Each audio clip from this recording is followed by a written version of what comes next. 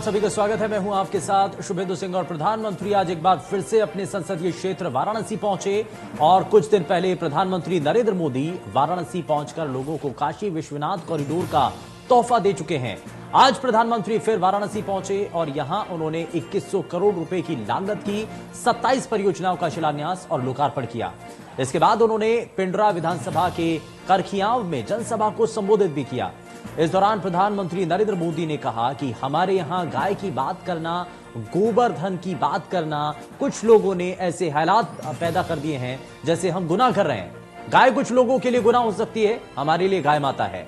जहां प्रधानमंत्री ने वाराणसी में डेयरी प्लांट का शिलान्यास किया, वहीं अखिलेश यादव ने इस पर फिर से सवाल उठाए।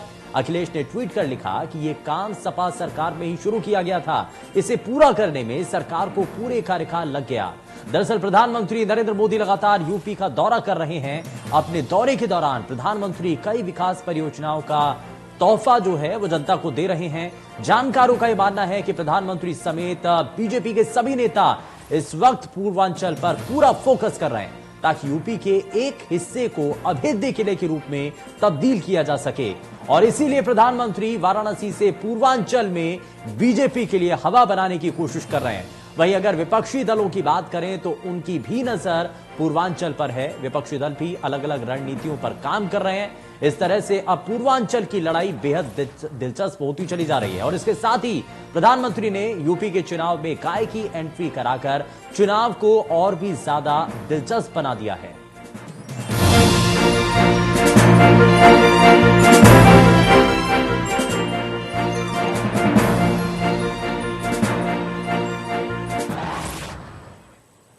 वाराणसी में जनसभा को संबोधित करते हुए प्रधानमंत्री नरेंद्र मोदी ने क्या कुछ कहा है, जरा वो आप सुनिए। साथियों, हमारे यहां गाय की बात करना, गोवर्धन की बात करना, कुछ लोगों ने ऐसे हालात पैदा कर दिए हैं जैसे कोई गुनाह कर रहे हैं, गुनाह बना दिया है। गाय कुछ लोगों के लिए गुनाह हो सकती है, हमारे लिए गाय माता है, पूजनीय है। गाय भैंस का मजाक उड़ाने वाले लोग ये भूल जाते हैं कि देश के 8 करोड़ परिवारों की आजीविका ऐसे ही पशुधन से चलती है। तो प्रधानमंत्री का आपने ये संबोधन भी सुना और इस संबोधन के जरिए उन्होंने विपक्षी खेमे पर सवाल उठाया। यहां पर उन्होंने गाय की बात की, उन्होंने गोधन की बात की, उन्होंने ये भी कहा कि कुछ लोगों को आपत्ति है। उन्होंने इस बात का भी जिक्र किया कि कुछ लोगों को तो काशी विश्वनाथ कॉरिडोर का अगर काम चल रहा है या फिर वहां पर जो काम हुआ है, अयोध्या में मंदिर निर्माण अगर वहां पर हो रहा है तो उससे भी कुछ लोगों को आपत्ति होती है, लेकिन हम तो काम करेंगे। और इस दौरान प्रधानमंत्री के द्वारा यह भी कहा गया कि गाय कुछ लोगों के लिए गुनाह हो सकती है लेकिन हमारे लिए तो पूजनीय है। तो इस बात के संकेत अब क्या मिल रहे हैं? क्या वाकई में एक बार फिर से विधानसभा चुनावों में हम देखते हैं हर रोज एक अलग अध्याय जुड़ जाता है, उसमें अलग अलग रंग, अलग अलग रूप नजर आते हैं।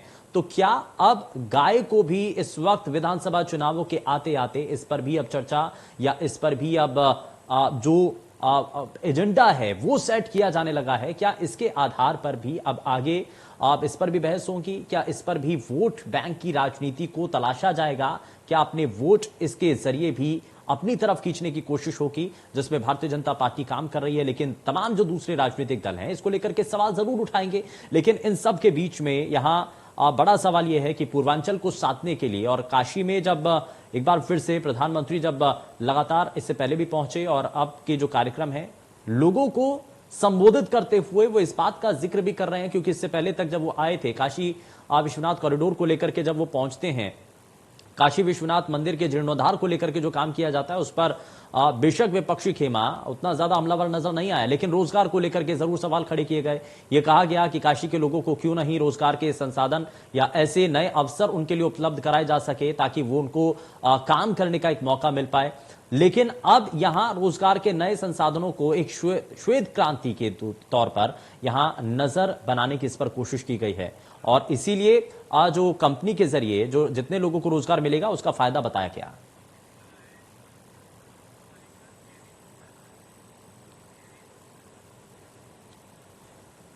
और चलिए जरा जल्दी से आगे बढ़ते हैं और बिना समय गवाए आज के खास मेहमानों से आपको मिलवा देते हैं। हमारे साथ समाजवादी पार्टी से प्रवक्ता कपिल श्रीवास्तव कार्यक्रम में जुड़ चुके हैं। कपिल जी बहुत स्वागत है। कांग्रेस पार्टी से प्रवक्ता कृष्णकांत पांडे हमारे साथ कार्यक्रम में। कृष्णकांत जी बहुत स्वागत है आपका कार्यक्रम में। और आम आदमी पार्टी से प्रवक्ता आकाश मिश्रा कार्यक्रम में जुड़ चुके हैं। आकाश जी बहुत स्वागत है। और ये जरा हमारे साथ खास पैनल कार्यक्रम में जुड़ चुके हैं। साथ ही साथ हमारे साथ एसपी से प्रवक्ता जैनेंद्र अर्कवंशी भी कार्यक्रम में जुड़ चुके हैं। जैनेंद्र जी बहुत स्वागत है आपका कार्यक्रम में। लेकिन शुरुआत में यहाँ पर कपिल श्रीवास्तव आपसे करना चाह रहा हूं।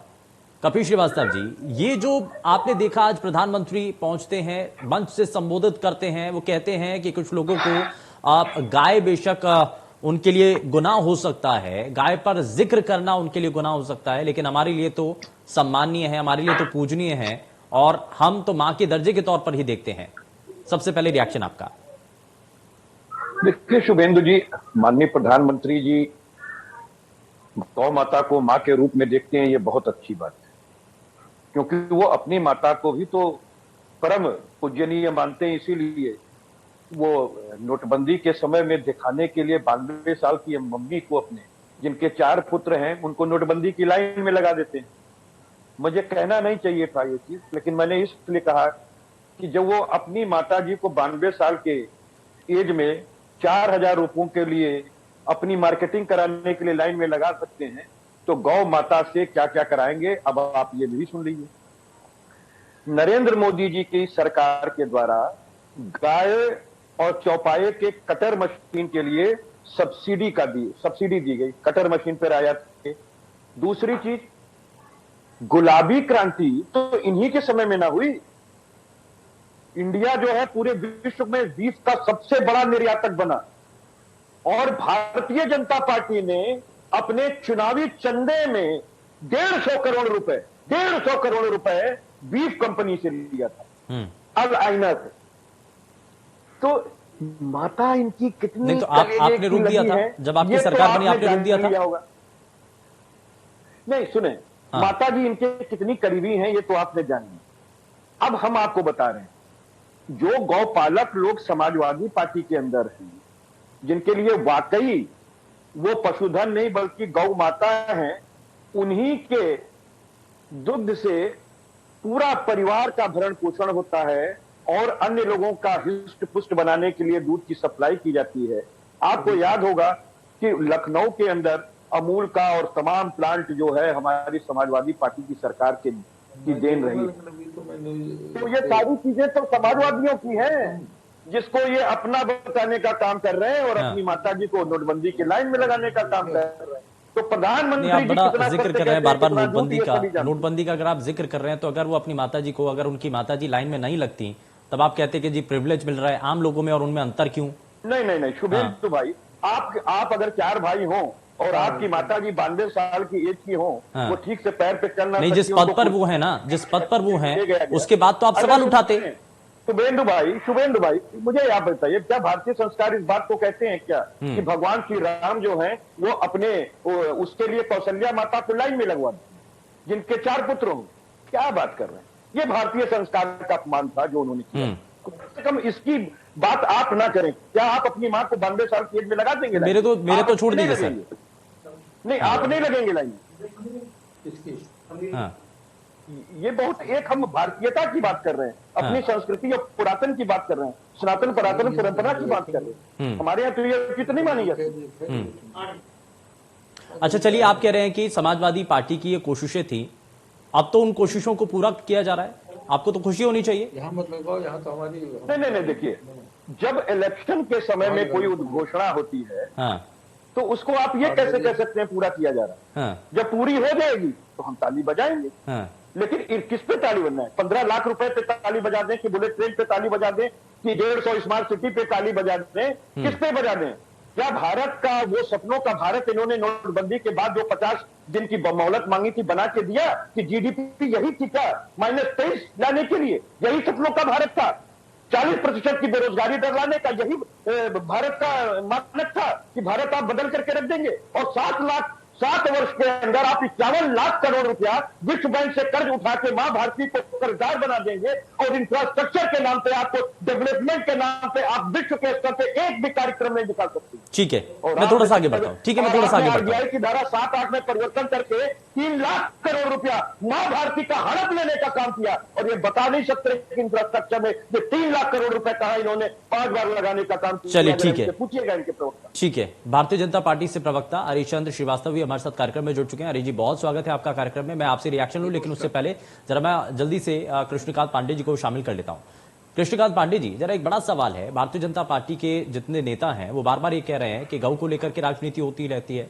कुछ लोगों का इस बात को लेकर के जोर रहता है कि सर गाय को जो है वो गुनाह के तौर पर देखा जाता है। गाय और गोबर का जिक्र जब भी होता है तो सवालों के घेरे में खड़ा कर दिया जाता है। लेकिन यहां पर अब प्रधानमंत्री की तरफ से वापस से जब इसका जिक्र हुआ है, आपको लगता है कि आने वाले चुनावों के अंदर अब गाय को एक बार फिर से घसीटा जा रहा है?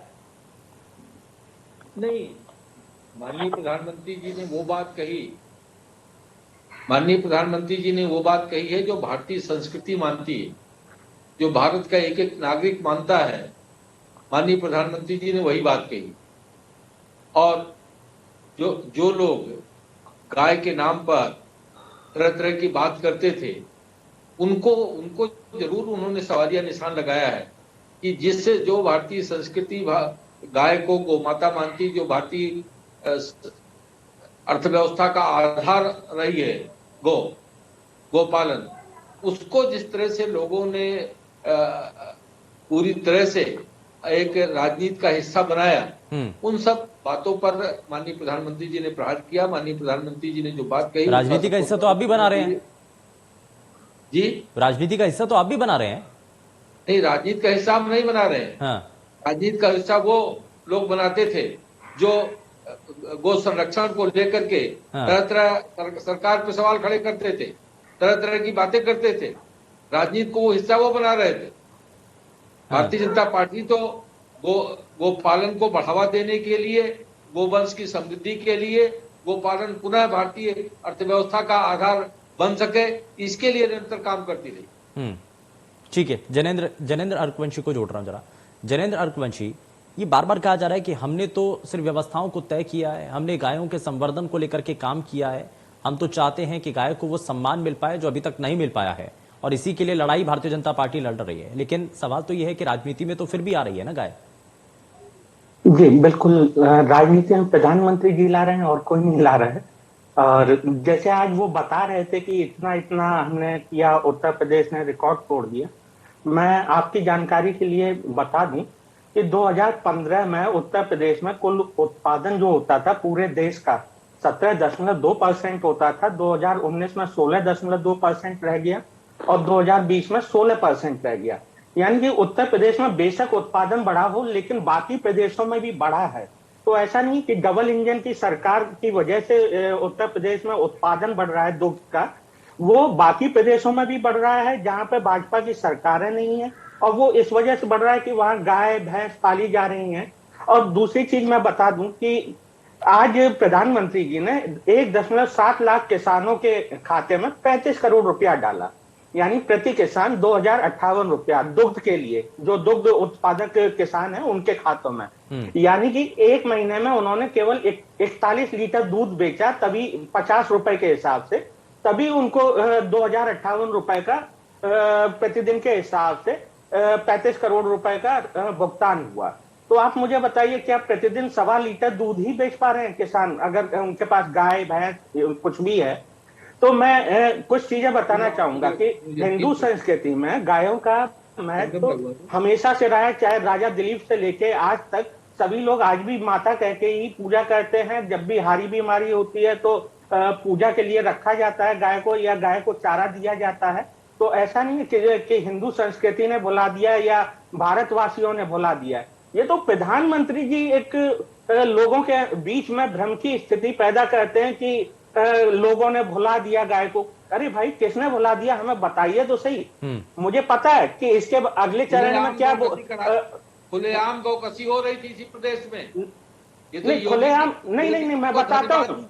आपके गोवा, आपने गोवा में नहीं कहा, नहीं गोवा में क्यों नहीं रोकने का काम किया। हरीश जी देखिए, मैं आपके बीच में नहीं बोला था। नहीं ठीक है सर, एक एक करके, एक एक थोड़ा करके। संयम रखिए हरीश चंद जी, मैं वापस लौटता हूँ, आप जवाब बीच में नहीं दीजिएगा। बोला था। आप गोवा में तो नहीं बोलते हैं कि हम गाय कटवाना बंद करेंगे, गाय का वहां तो प्रचार करते हैं कि हम अच्छा बीफ देंगे। आपके ही मंत्री का बयान है कि हम अच्छा बीफ देंगे। आपके एक पूर्वोत्तर भारत के मंत्री हैं, वो कहते हैं कि लोगों को ज्यादा से ज्यादा बीफ खाना चाहिए। आपके तमिलनाडु के किरण रिजिजू कहते हैं जी, रिजिजू, आपके रिजिजू, और आपके जो तमिलनाडु के एक बीजेपी अध्यक्ष हैं प्रदेश के, वो कहते हैं कि बीफ की सप्लाई निर्बाध रूप से चलती रहेगी। तब तो आप नहीं बोलते हैं। उत्तर प्रदेश में आके क्यों बोलने लगते हैं आपकी हम लोग उत्तर प्रदेश वासी गाय को सम्मान नहीं देते हैं? ठीक है, किस बेस पे कहते हैं आप? नहीं, हमारी सरकार ने हर उन लोगों को जो सर 2014 पार्टी के भीतर भी तो ऐसे लोग हैं ना सर। एक मिनट ठीक है जनेंद्र जी, एक जरा जल्दी से जवाब ले लेते हैं, उसके बाद मैं आगे बढ़ता हूं। मैं जरा उसके बाद कृष्णकांत पांडे और आकाश मिश्रा उनके पास भी आता हूं। लेकिन आयुष चंद जी, लेकिन पार्टी के भीतर, भारतीय जनता पार्टी के भीतर भी अगर एक राज्य के अंदर आपकी पॉलिसी ये है कि आप गायों के संवर्धन के लिए काम कर रहे हैं, तो बाकी राज्यों में जाकर के बदल क्यों जाती है फिर वो पॉलिसी? देश में दुग्ध उत्पादन में नंबर 1 पे है। अरे जवाब दीजिए, बाकी राज्यों में क्या हो जाता है? कुरियन वर्गीस के समय से एक मिनट जनेंद्र जी, एक मिनट जरा जवाब ले लेते हैं। हरीश जी जरा जवाब दीजिए सर।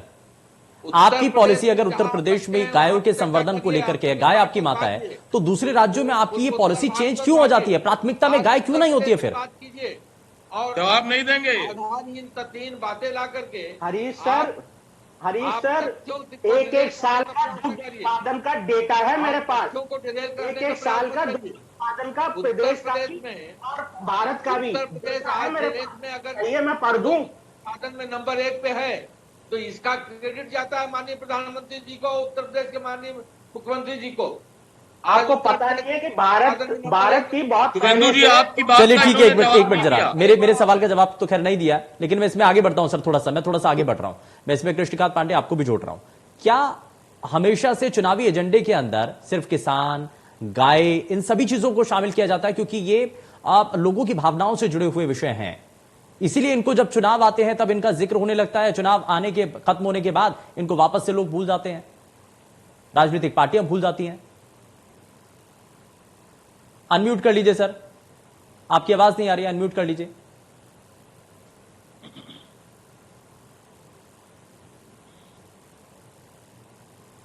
सर आपकी आवाज नहीं मिल रही है, अनम्यूट कर लीजिए एक बारी। गई हाँ, मेरी आवाज गई? ठीक है सर, बताइए।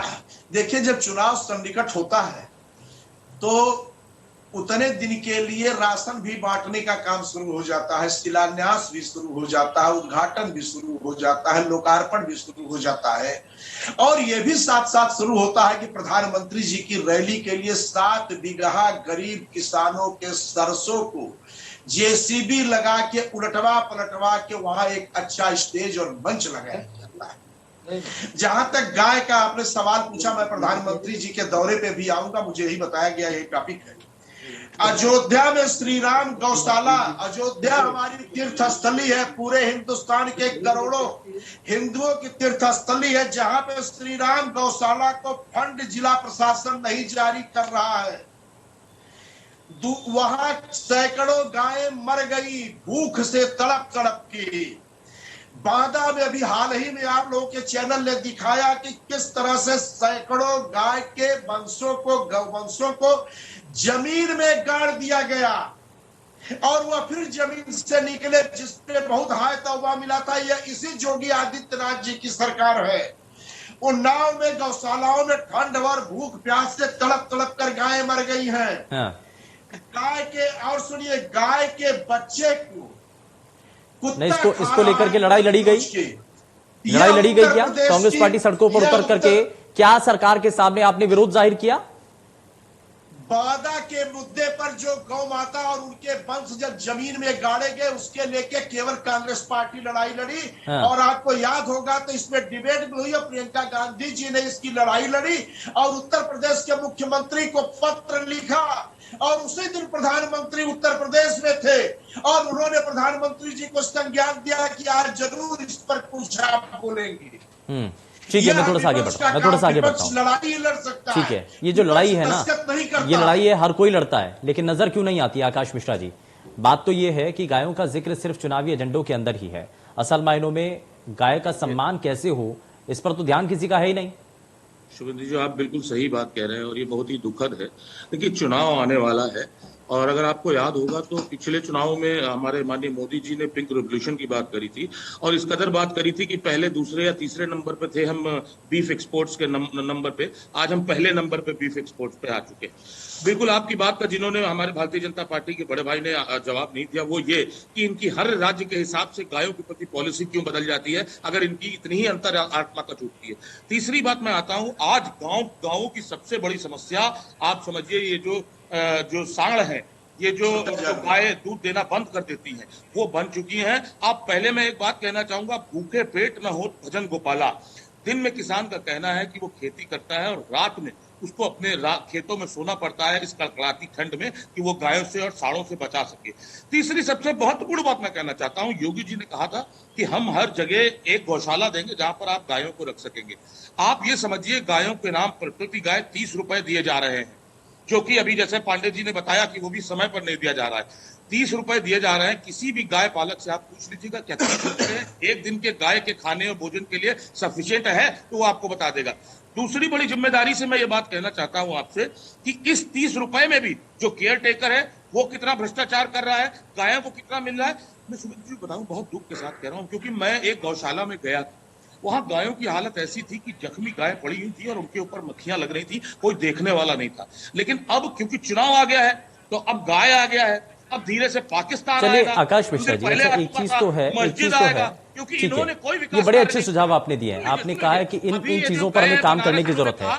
दिल्ली में, क्योंकि आप जहां भी किसी भी स्टेट के अंदर जहां पर भी चुनाव है, चाहे उत्तराखंड में, चाहे उत्तर प्रदेश के अंदर, आप दिल्ली का एक एग्जाम्पल सेट करके बताते हैं कि ये हमारा आइडियल सिस्टम है। तो उस सिस्टम के अंदर क्या गायों के संवर्धन के लिए या गायों की सुरक्षा के लिए या गौशालाओं के लिए कोई ऐसा प्रपोजल या अभी तक वहां पर किया है? सड़कों पर तो वहां भी नजर आती हैं। शुभेंदु भाई सुनिए, हर राज्य की अपनी दिक्कतें होती हैं और अपनी अच्छाइयां होती हैं। दिल्ली और उत्तर प्रदेश के राज्य में गायों का विषय जो आप ले रहे हैं वो बिल्कुल अलग है। दिल्ली में आपको शहरों में इस तरह गायें नहीं दिखेंगी जिस तरह आपको आज उत्तर प्रदेश के शहरों में बढ़ोतरी दिख जाएगी। पहली चीज। दूसरी बात मैं ये कहना चाहता हूं, जब जिस राज्य अच्छा, कितनी सड़कों से जितनी गाय वहां पर घूमती हैं उनको आपने गौशालाओं में पहुंचाया? कितनी गौशालाएं हैं या उन गौशालाओं में कितनी गाय हैं, ऐसा कोई भी डाटा है?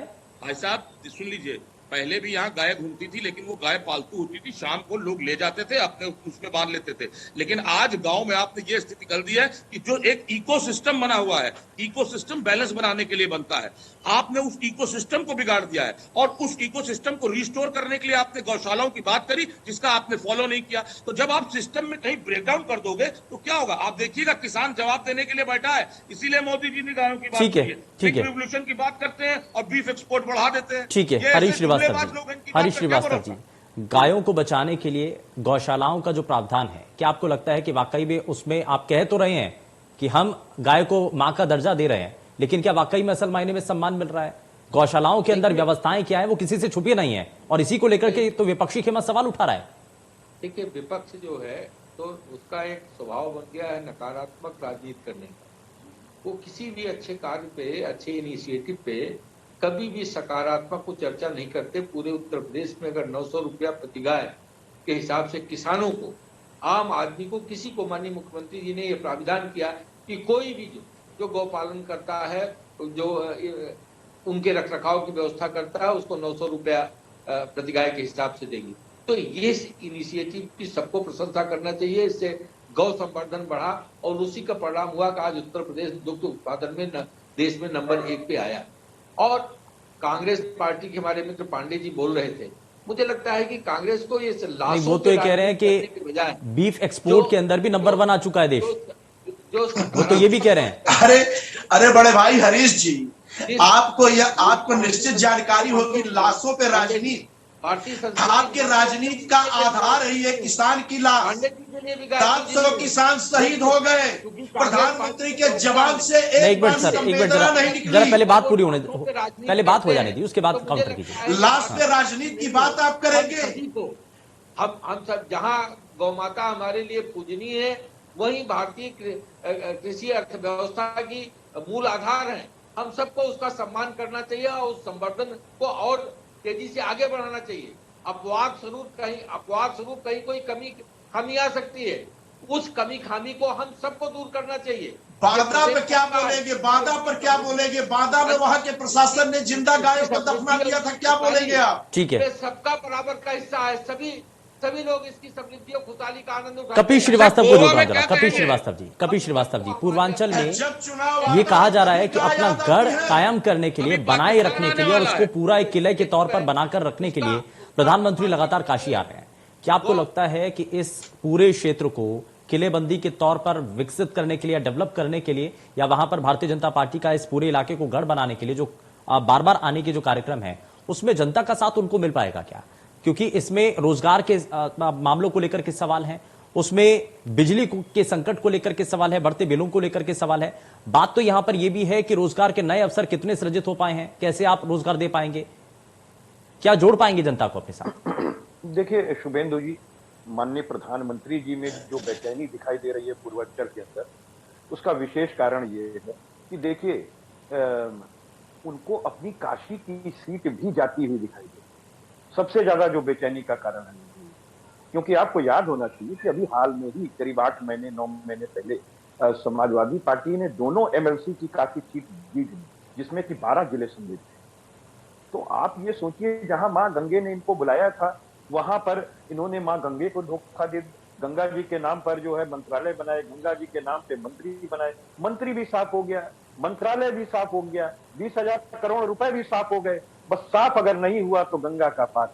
तो गंगा माता जी उनको दे रही है सब, और काशी में पहुंची गए हैं, और अच्छी बात है, बार बार जाएं, क्योंकि जो सरकार है उसकी भी मोक्ष की प्राप्ति काशी में ही होगी, और इसमें कहीं दो राय नहीं है, क्योंकि वो तो अपनी सीट बचा रहे हैं।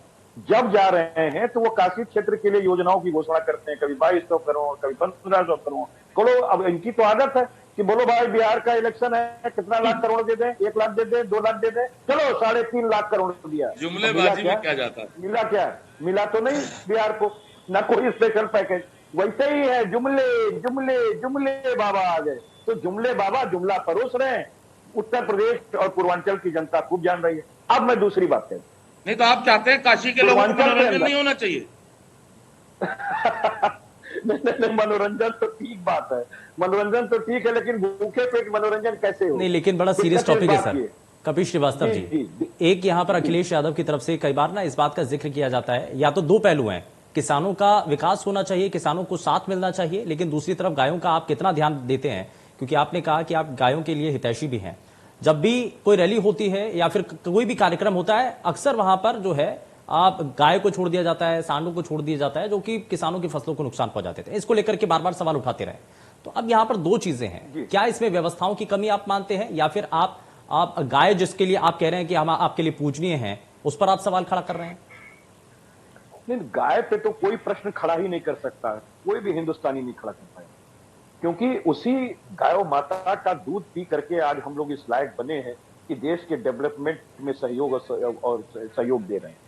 रचनात्मक भूमिका को आप देखिए, और गौ माता हमेशा से हम लोगों की पालक रही है, ऐसा नहीं है। हम लोग तो उन्हीं के दूध को पी करके बड़े हुए, चाहे हम हो या आप हो या कोई भी हो। तो इसमें कहीं दो राय नहीं, गौ माता तो है, लेकिन हम ये कह रहे हैं कि तमाम सरकार, अभी तो मैं योगी सरकार की बात कह लूं, जो एक बात रह जा रही, इन्होंने शराब के ऊपर 1% का सेस टैक्स लगाया था कि उससे गौ माता की रक्षा। सर मैं तो आपकी सारी बात मान गया, लेकिन जब आपकी सरकार थी, क्या गौशालाओं के अंदर व्यवस्थाएं ठीक थी? उस वक्त सभी चीजें व्यवस्थित चल रही थी? आज सवाल खड़े हो गए 2017 के बाद। मैं बिल्कुल नहीं, मैं एक बात कहना चाहता हूँ, देखिए बड़ी साफगोई से बात कहनी।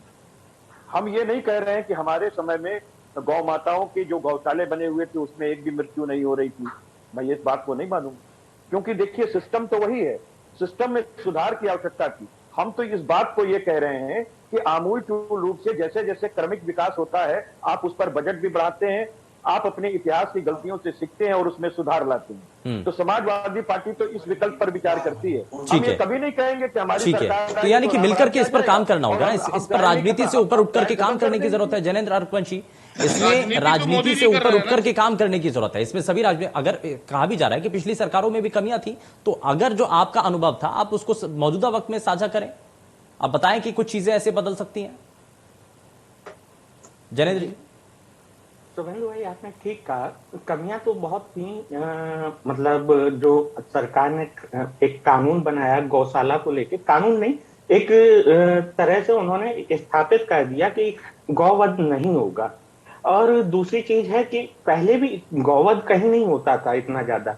लेकिन मैं इसी जो सवाल आपने पूछा, इसी सवाल पे एक सवाल हरीश भाई से भी पूछता हूँ कि अल दुआ फूड प्रोसेसिंग यूनिट है, क्या वो बंद हो गई? आप ही के उत्तर प्रदेश के, पश्चिमी उत्तर प्रदेश के एक बहुत बड़े नेता हैं जो हिंदुओं के बहुत बड़े हितैषी बनते हैं, उनकी कंपनी है। 13 अक्टूबर का द हिंदू का अखबार पढ़िएगा, पूरा उसमें ब्यौरा दिया गया है। आप मुझ पर लांछन मत लगाइएगा कि मैंने बता दिया है, नाम नहीं लिया है। मैं यहाँ पे बताना चाहूंगा कमियां देखिए यहाँ पर संगीत बहुत पसंद है, ये भी बता दीजिए, संगीत बहुत पसंद। तो ठीक है सर, ठीक है। तो मैं यहाँ पे ये बता दूं कि गायों के संवर्धन के लिए और उनके सही से रख रखाव के लिए आप या तो कोई नीति बनाइए कि प्रशासन के ऊपर आप जिम्मा दीजिए उसका, ना कि लोगों के ऊपर, क्योंकि किसान तो पहले ही भुखमरी में जी रहा है। 17 प्रदेश ऐसे हैं हमारे देश के जहां पे 20,000 रुपए से कम उनका महीने का मतलब कमाई है। वो एक तरफ जो गाय दूध देना छोड़ चुकी है उसको पालेंगे या फिर वो अपने घर के बच्चों को पालेंगे। दूसरी चीज मैं बताना चाहूंगा कि प्रशासन भी इसमें जो गौशालाएं होती हैं उनमें समय समय पर निरीक्षण नहीं करता है। उत्तर प्रदेश में पिछले 4 साल का ही मैं बताता हूँ, कम से कम 30 से 35 जगहों पर ऐसी गौशालाएं मिली हुई हैं जहां पर आपके चैनल ने भी दिखाया कि गायों की कितनी बुरी हालत है। लेकिन ये जिम्मेदारी जो गौशालाएं खोलते हैं उनके ऊपर डाल दी जाती है, लेकिन प्रशासन कोई जिम्मेदारी लेने को तैयार नहीं होता है। ये ठीक वैसे ही है जैसे जब किसी बस का एक्सीडेंट हो जाता है, स्कूल बस का, तब तो प्रशासन चेकिंग करने लगता है किसी भी जगह, लेकिन उससे पहले कभी चेकिंग नहीं करता है कि बसें ठीक है या नहीं है। तो वैसे ही मैं ये जानना चाहता हूँ, गायों का जो संवर्धन तभी होगा जब प्रशासन भी उन पर नजर रखेगा। हाँ। और प्रशासन की जिम्मेदारी में बांधा जाएगा, या कोई आप एक डिपार्टमेंट बनाइए जिसके ऊपर यही जिम्मेदारी हो कि गौवंश का। लेकिन आज के समय में एक हवा बनी हुई है, आज के समय में ना एक हवा बनी हुई है कृष्णकांत पांडे जी कि योगी आदित्यनाथ की जो सरकार है ना, वो गौकशी रोक चुकी है, वो ऐसे गायों को लेकर के जो अत्याचार होते थे उसको पर काम कर रही है। ये सिर्फ हवा है या सिर्फ ये असल मायने में तस्वीर कुछ अलग है? देखिए, एक बात बता दें, भारतीय जनता पार्टी का एक मामले में कोई मुकाबला नहीं कर सकता इनके झूठ के बाद। यह इंटरनेशनल अगर देखा जाए तो इंटरनेशनल अंतरराष्ट्रीय स्तर पर सबसे बड़े झूठे होते हैं भारतीय जनता पार्टी के लोग। और कुछ चर्चा हो रही थी, मैं किसी नेता का नाम नहीं लूंगा, लेकिन भारतीय जनता पार्टी के कुछ सम्मानित लोग जो ढपोर शंख की तरह कितना लोगे कितना दे दे, दो तरह की शंख थी, वो कहानी तो नहीं कहूंगा लेकिन ढपोर शंख से। चुनाव में भाजपा को याद आती है गाय की, बाकी हमेशा उनको चिंता रहती है अपने मित्रों की आय की, जो दो हम हमारे दो। और निश्चित रूप से उत्तर प्रदेश में अगर गाय को बचाना है तो भारतीय जनता पार्टी को हराना ही एकमात्र विकल्प है और कोई विकल्प नहीं है। जेल से बदतर है करके विकल्प तो आप भी नहीं बन रहे ना जी, विकल्प आप नहीं बन रहे ना, कांग्रेस पार्टी तो विकल्प नहीं बन रही। क्या मैंने आपसे कहा है कि हम विकल्प नहीं हैं? हम 4.5 साल से सड़कों पे हैं, जाड़ा गर्मी बरसात हम सड़कों पे हैं। अब विकल्प क्या आप आएंगे? नहीं, विकल्प क्या टीवी चैनल के लोग आएंगे जो भारतीय जनता पार्टी के झूठ के प्रचार का ठिका लेके बैठे हैं? नहीं, मैं तो पूछ रहा हूं आपसे, आप तो बुरा मान गए। नहीं, मैं बुरा नहीं, मैं तो पूछ रहा हूं क्योंकि अखिलेश यादव ये कह रहे हैं, नहीं अखिलेश यादव भी है इस मुकाबले में, तो आप तो बुरा मान गए। मैं तो सिर्फ पूछ रहा हूं विकल्प आप बन रहे हैं, कांग्रेस पार्टी विकल्प बन रही है क्या? अरे मैं तो ये आपसे कह रहा हूं कि हमारे हिंदुस्तान में बहुदलीय प्रणाली है। हाँ। एक सत्ता में रहता 10 ऐसे दल है जो अपने अलग अलग चुनाव लड़ते हैं, तो सारे दल विकल्प बनने के लिए ही चुनाव लड़ते हैं और राजनीति करते हैं।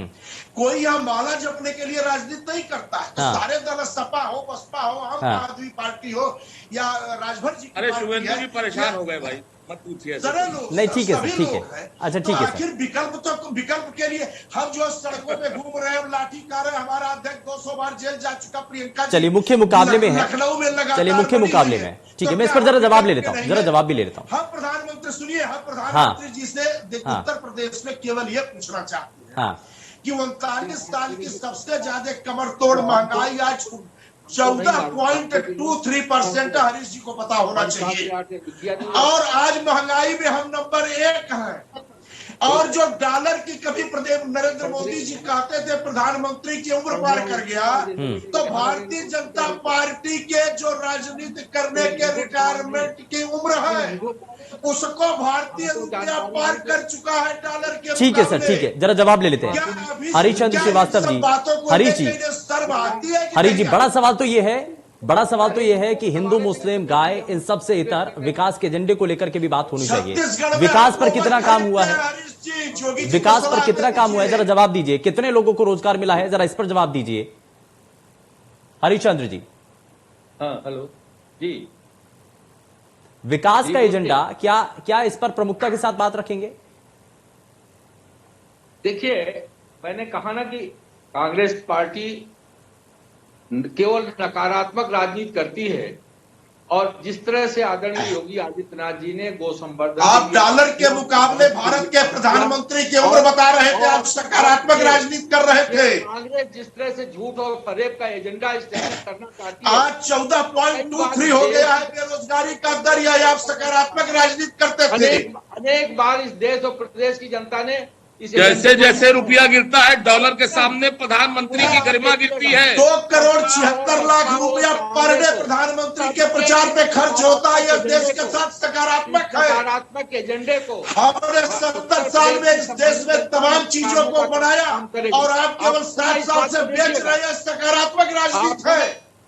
इस बात को देखिए, कब तक इस देश को आप बेचोगे भाई? कब तक?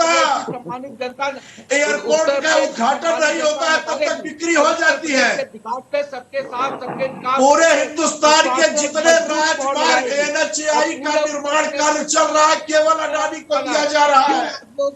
गंगा एक्सप्रेसवे भी दे दिया गया, जबकि उनका अनुभव अच्छा कृष्णकांत जी, जरा सुन तो लेते हैं, सुनिए तो सही एक बार। आपने जो सवाल किया उसका जवाब तो सुन लीजिए, जवाब तो सुन लीजिए। जनता पार्टी की झूठ और तुकबंदी सुने थोड़े बैठे हैं और विकास के साथ। अरे सवाल करिए, जवाब तो सुनिए ना सर। सवाल का जवाब तो सुन लीजिए एक बार, सुन तो लीजिए, उसके बाद ही तो काउंटर करेंगे ना। क्यों राजमार्ग का जिसपे भारत लिखा है सब कुछ बिकेगा। जनता सबके साथ सबके विकास सबके। मैं कह रहा हूँ कि जिस जमीन पे आज प्रधानमंत्री एक मिनट कृष्णकांत पांडे जी, एक मिनट जरा सुनिए ना, सुनिए। बाकी पैनलिस्ट भी है सर, बाकी पैनलिस्ट भी है। देखिए ऐसे टाइम किल हो रहा है सर, ऐसे नहीं, बीच में नहीं, कि सामने वाले को जवाब तो देने दीजिए, उसके बाद आप काउंटर कीजिएगा। बाकी पैनलिस्ट भी हैं। मैं जरा इसमें बहुत जल्दी से हरीश चंद्र श्रीवास्तव जी, एक सीधा सा सवाल है। अब विकास के एजेंडे पर आप रोजगार को लेकर के बढ़ा, क्योंकि आज प्रधानमंत्री ने एक बार फिर से कहा था कि यहां से रोजगार के नए अवसर भी सृजित होंगे। कैसे रोजगार पहुंचेगा, कैसे, कितना रोजगार मिला है, कोई आंकड़ा पेश करेंगे? देखिए, 1,80,00,000 लोगों को लगभग केवल जो MSME सेक्टर है, जो ODOP है, उसमें रोजगार मिला है। अरे कैसी बातें कर रहे हैं भाई, चैनल पे बैठ के बेरोजगारी बढ़ गई। आपने तो बेरोजगार कर दिया, थोड़ी लगा रहे हैं। उपलब्ध कराया है उत्तर प्रदेश की सरकार ने। उसके जिस जमीन पे आज जमीन का मुआवजा नहीं मिला है, रोजगार के अवसर सब 2000 से लेकर अधिग्रहित हुई जमीन आज तक मुआवजा नहीं मिला उस जमीन का। तकलीफ का विषय हो सकता है, लेकिन उत्तर प्रदेश सुप्रीम कोर्ट के आदेश के बावजूद भी मुआवजा नहीं मिल पाया है। हरीश चौधरी, यानी आप कहना चाहते हैं कि उत्तर प्रदेश में लोगों को रोजगार मिला है? ये उत्तर प्रदेश के लोगों के लिए प्रसन्नता का विषय है। चलिए ठीक है, मैं उत्तर प्रदेश आकाश मिश्रा को भी दूंगा। आकाश मिश्रा, जनेंद्र भाई मैं आता हूँ। आकाश मिश्रा, रोजगार तो मिल रहा है, रोजगार तो मिल रहा है। अगर देखा जाए हरीश चंद्र श्रीवास्तव जी सड़क पे किसान रहे हैं, उनके प्रति भी संवेदना व्यक्त करके शहीद हो चुके हैं। ठीक है सर, ठीक है, एक मिनट। आकाश मिश्रा जी, आकाश मिश्रा जी, रोजगार तो मिल रहा है? देखिए, मैं सारी चीजों पर आता हूँ। हाँ। अभी मैंने एक बात कही जो ये हमारे बीजेपी के बड़े भाई कह रहे थे। मैं सबसे पहले आपको ये बता दूं कि ये डायलॉग किसने दिया था कि जैसे जैसे रुपये की कीमत डॉलर के सामने गिरती है, प्रधानमंत्री की गरिमा गिरती है। ये आप सब लोगों ने सुना होगा। आपने पिंक रेवोल्यूशन की बात मैंने अभी आपसे कही। रोजगार की वहां तक जहां तक आप बात कह रहे हैं, तो कितनी फर्जियत हुई थी इनकी कि इन्होंने जो है एक लेखपाल का जो रोजगार मिला था वो पहले की समाजवादी पार्टी की सरकार में इन्होंने अपनी पार्टी की सरकार में देकर इसको ट्वीट कर दिया था। बाद में इनको ट्वीट भी डिलीट करना पड़ा था। आज ये पूरे हिंदुस्तान भर में होर्डिंग्स लगा रहे हैं यूपी नंबर 1, और उनसे कहा जा रहा है जो भी आप रोजगार बता रहे हो उसको एक वेबसाइट पे डाल दो, एड्रेस डाल दो, फोन नंबर डाल दो। ये नहीं डालेंगे क्योंकि ये सब झूठा आंकड़ा पेश कर रहे हैं देश के सामने और देश को गुमराह करने का काम कर रहे हैं। मैं बड़ी जिम्मेदारी के साथ आपसे कहना चाह रहा हूं, मोदी जी ने कहा था कि देखिए महंगाई का मां नहीं निकलता, याद है आपको? आज का महंगाई का मां निकलता है मोदी जी के मुंह से। पाकिस्तान का पा तो निकलता है लेकिन चाइना का चा नहीं निकलता, जो अरुणाचल प्रदेश के पास गांव बसाकर बैठा है। ये राष्ट्रवाद की बात करते हैं, ये हिंदुत्व, और जो गाय की बात करते हैं। शुभेंदु जी, आपकी चिंता मुझे बड़ी अच्छी लगी, आपने पूछा तो मैंने आपको बताया गौशालाओं की बात हुई। हम लोग हिंदू धर्म के लोग, एक दिन ऐसा भी होता है गोबर से अपना घर लीप पोत के लगता है कि पवित्र हो गया। गांव में पूरा सिस्टम था, चौके भी बनते थे तो गोबर की उसकी लाइनिंग बनती थी, इतना पवित्र हम लोग मानते हैं और गाय को माता मानते हैं। ये हमको किसी सर्टिफिकेट की जरूरत नहीं है किसी राजनीतिक दल से। लेकिन गायों की दुर्दशा अगर देखी जाए तो जितनी दुर्दशा भारतीय जनता पार्टी की सरकार में हुई है उतनी दुर्दशा कभी नहीं थी। अगर आप प्रैक्टिकली देखना चाहते हैं तो आप देख लीजिए, लेकिन इनके पास कोई मुद्दा नहीं है। अभी ये आएंगे फर्जी जो है, आप इनसे 5 योजनाएं ऐसी पूछ लीजिए जिसका इन्होंने शिलान्यास भी किया हो और लोकार्पण भी किया हो।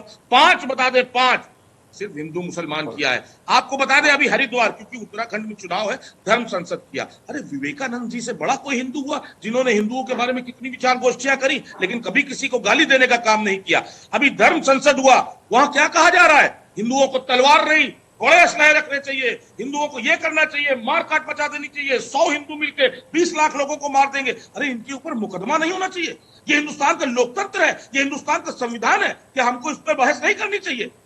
तक हम शांत रहेंगे। हमको सोचना होगा, धर्म संसद का मतलब है कि हम हिंदू धर्म की बात करें, हम हिंदू धर्म के उत्थान की बात करें, लेकिन इसका मतलब ये नहीं कि हम किसी को गाली देकर नहीं बैठा था।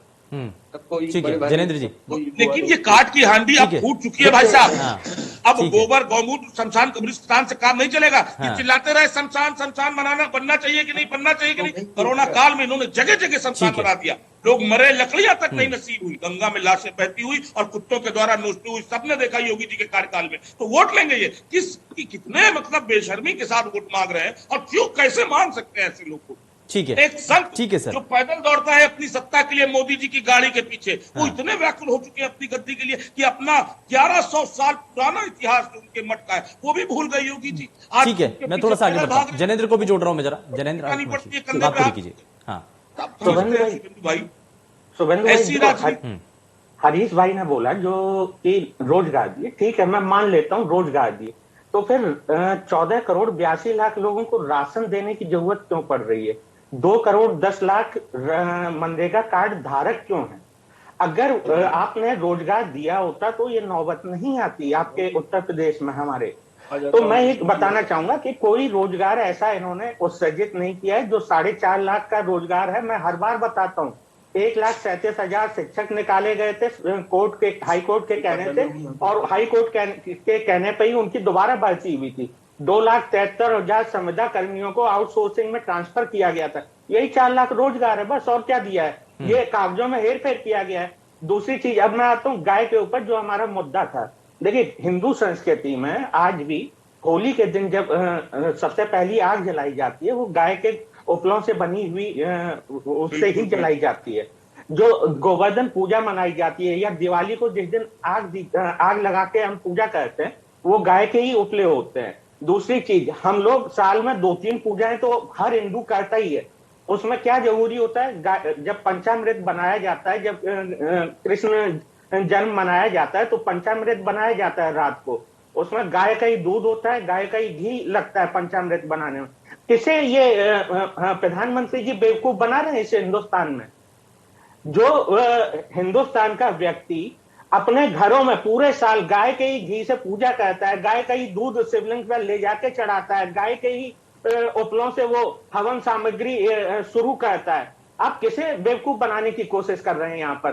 प्रधानमंत्री जी नहीं, सर्टिफिकेट मुझे अभी तक नहीं मिला है, मैं कई बार कह चुका हूं मेरे घर पर भी भिजवा दीजिएगा हिंदू होने का, तो वो मुझे नहीं मिला है। लेकिन मैं बता दूं, इसके बारे में वो वही करना चाह रहे हैं जो मैं शब्द बोलना नहीं चाह रहा हूं, और पूरा हिंदुस्तान जानता है कि वो क्यों गाय का मुद्दा उठा रहे हैं अब चुनावों के समय।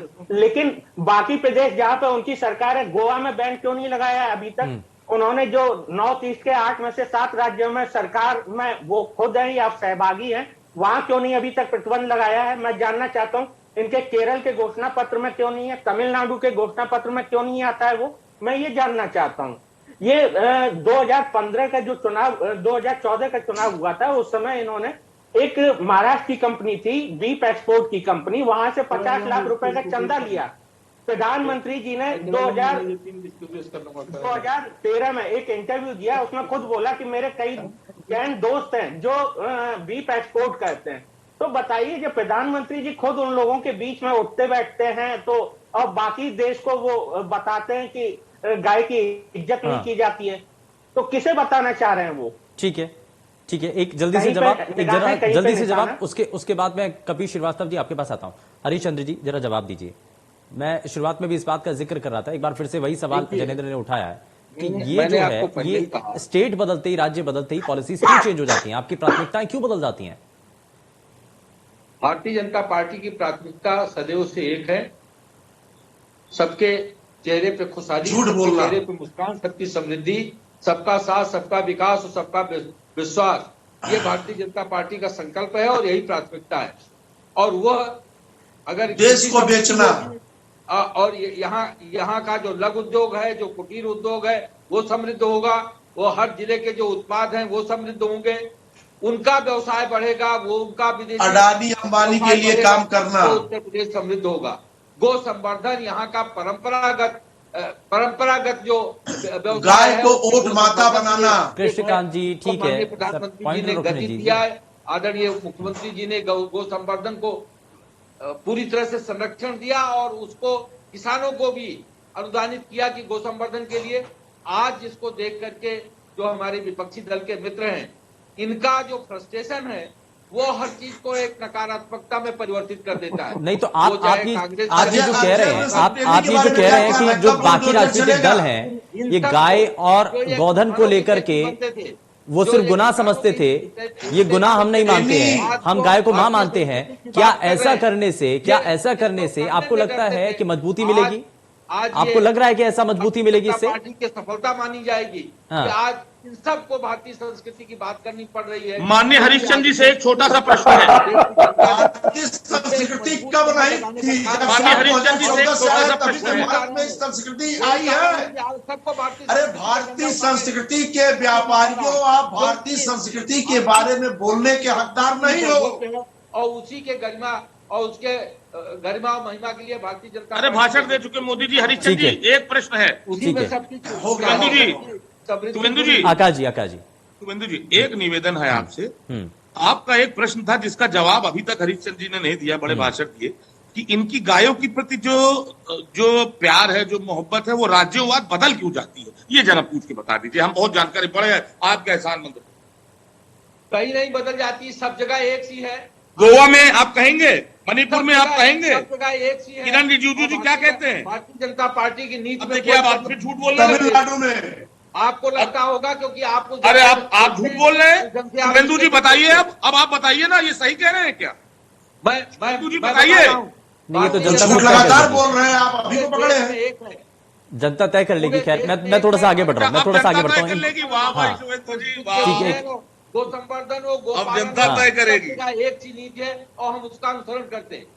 नहीं, हरीश श्रीवास्तव जी, ये पैमाना अलग क्यों हो जाता है? मैं खैर उस पर मैं आपसे कई बार सवाल कर चुका हूं, लेकिन मैं थोड़ा सा आगे बढ़ रहा हूं। कपिल श्रीवास्तव जी, मेरा सवाल आपसे ये है कि ये पूर्वांचल पर जोर क्यों दिया जा रहा है इतना? भारतीय जनता पार्टी, प्रधानमंत्री, पार्टी के तमाम अन्य नेता सभी पूर्वांचल पर फोकस किए हुए हैं, क्यों ऐसा? क्योंकि पश्चिम में पूरी तरह डब्बा गोल है।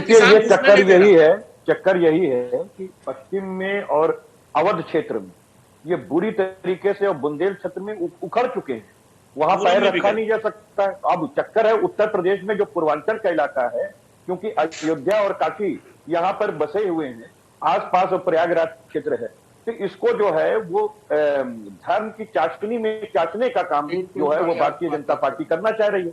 और अभी हरीश जी हम लोग को संस्कार भी सिखा रहे थे कि इन्हीं की वजह से, माने भाजपा की वजह से संस्कार जो है वो हम लोग सीख रहे हैं।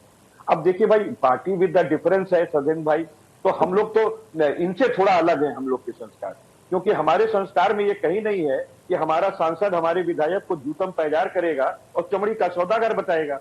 और एमजे अकबर साहब जैसे मंत्री जो है वो पद से तो हटा दिए जाएंगे, लेकिन 35 महिला पत्रकारों के बलात्कार करने के बाद भी उन पर एक एफआईआर मोदी जी नहीं दर्ज कराएंगे। तो ये पार्टी विद द डिफरेंस वाले जो संस्कार प्रभु श्री राम के नाम पर चंदा चोरी करने वाले लोग हैं। साथ ही साथ देखिए, जो राम मंदिर ट्रस्ट है वो बनाया सुप्रीम कोर्ट जी के आदेश पर, लेकिन उसमें संत की जगह सब लंठ रख दिए। अब लंठों ने क्या किया कि 1410 करोड़ रुपए का चंदा जो रथ यात्रा के दौरान निकला था वो बीएसपी और बीजेपी अब गटक गई, और उसी से 20 एकड़ में दिल्ली के अंदर जो है वो 4200 करोड़ रुपए की लागत से इनका 7 सितारा वो कार्यालय बना हुआ है। अरे वही 5वीं मंजिल पे बैठ कर हिंदुत्व का सर्टिफिकेट बांट रहे हैं। चलिए ठीक है, समय का मैं माफी के साथ रोक रहा हूं सर। बहुत शुक्रिया सभी खास मेहमानों का कार्यक्रम में शामिल होने के लिए। लेकिन बड़ा सवाल है कि अब पूर्वांचल की तरफ अगर इतना ज्यादा फोकस है तो जाहिर तौर पर इस किले को मजबूत करने के लिए जो कोशिशें हैं कितनी कामयाब होती हैं, ये देखने वाली चीज है। पेशकश में फिलहाल के लिए बस इतना ही। नमस्कार।